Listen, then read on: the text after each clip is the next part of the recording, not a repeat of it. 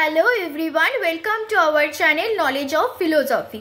আজকে আমরা আলোচনা করব রামানুজকে কেন বিশিষ্ট দ্বৈতবাদ বলা হচ্ছে এবং এই প্রসঙ্গে তিনি যেই জীবের স্বরূপ নিয়ে আলোচনা করেছেন সেই সম্পর্কে তিনি কি বলতে চাইছেন সেইটা নিয়ে আজকে আমরা আলোচনা করব।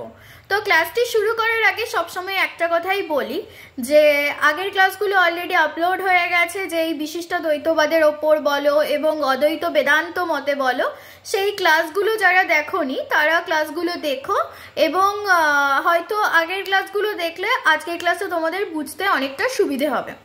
তাই বলার যে ক্লাসগুলো আগে যারা দেখোনি তারা গিয়ে ক্লাসগুলো দেখো। তো আজকে আমাদের আলোচনার বিষয় হলো যে রামানুজের মতে রামানুজকে কেন বিশিষ্ট দ্বৈতবাদ বলা হচ্ছে এবং সেই প্রসঙ্গে রামানুজ জীবের যেই স্বরূপ আলোচনা করেছেন সেটি কি। তো চলো আলোচনা করা যাক আজকে আমাদের মূল বিষয়। রামানুজের মতবাদকে বিশিষ্ট দ্বৈতবাদ বলা হয় কেন, এই প্রসঙ্গে জীবের স্বরূপ বিষয়ে রামানুজের মতবাদ আলোচনা করো। তো প্রথমটা যেটা জানবো, রামানুজের মতবাদকে বিশিষ্ট দ্বৈতবাদ বলা হয় কেন।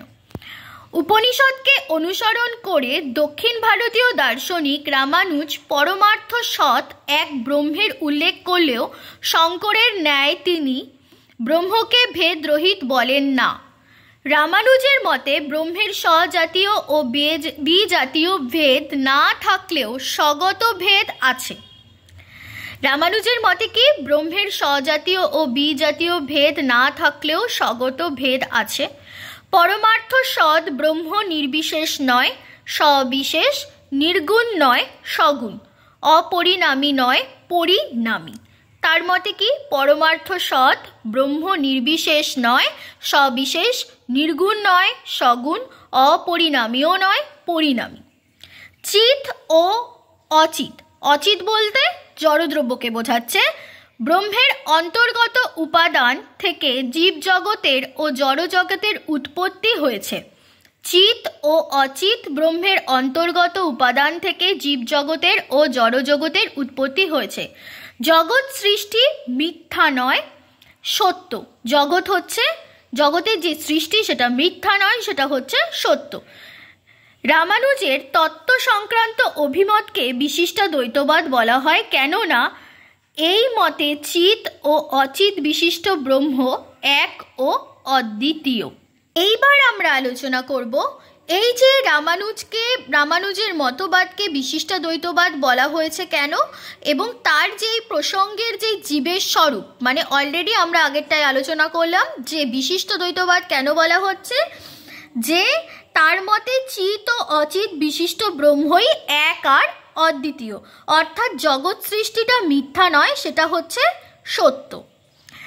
এই যেই কথাটা বলা হচ্ছে যে রামানুজকে বিশিষ্ট দ্বৈতবাদ বলা হচ্ছে, এই প্রসঙ্গে যে জীবের স্বরূপ সেইটা আমরা এবার আলোচনা করব।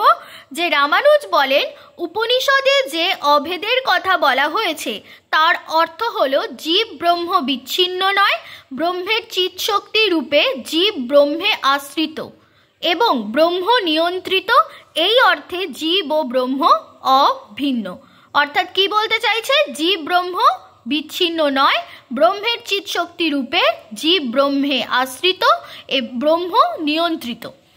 এই অর্থে জীব ও ব্রহ্ম অভিন্ন। জীব ও ব্রহ্মের সম্বন্ধ একান্ত অভেদের নয়, বিশিষ্ট অভেদের। মানে একান্ত অভেদের নয়, সেটা হচ্ছে বিশিষ্ট অভেদের। তৎ অর্থাৎ জীবাত্মা এবং তম অর্থাৎ পরমাত্মার একান্ত অভেদ শঙ্করাচার্য শব্দ দুটির লক্ষণার দ্বারা ব্যাখ্যা করেছেন। রামানুজ শব্দ দুটির মুখ্যার্থ গ্রহণ করে তাদের বিশিষ্ট অভেদ প্রতিপাদন করেছেন।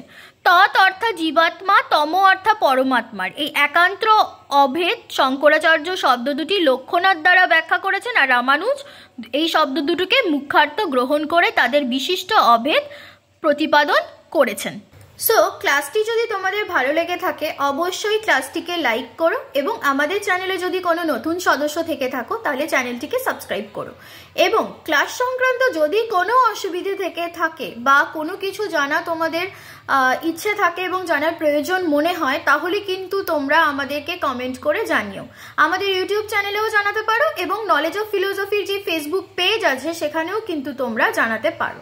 তোমরা নলেজ অফ ফিলোসফির ফেসবুক পেজ যারা ফেসবুক আছে তারা কিন্তু সেখানেও ফলো করে রাখতে পারো।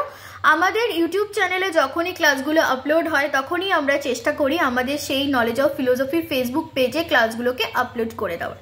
তো ক্লাস সংক্রান্ত যদি কোনো অসুবিধে থেকে থাকে অবশ্যই কিন্তু আমাদেরকে কমেন্ট করে জানিও। আমরা যথাসাধ্য চেষ্টা করব তোমাদের অসুবিধাগুলোকে বা সমস্যাগুলোকে মেটানোর। তো ক্লাসটি যদি ভালো লেগে থাকে অবশ্যই কিন্তু লাইক করো। আজকে ক্লাসটা এইটুকুনি। Thank you so much.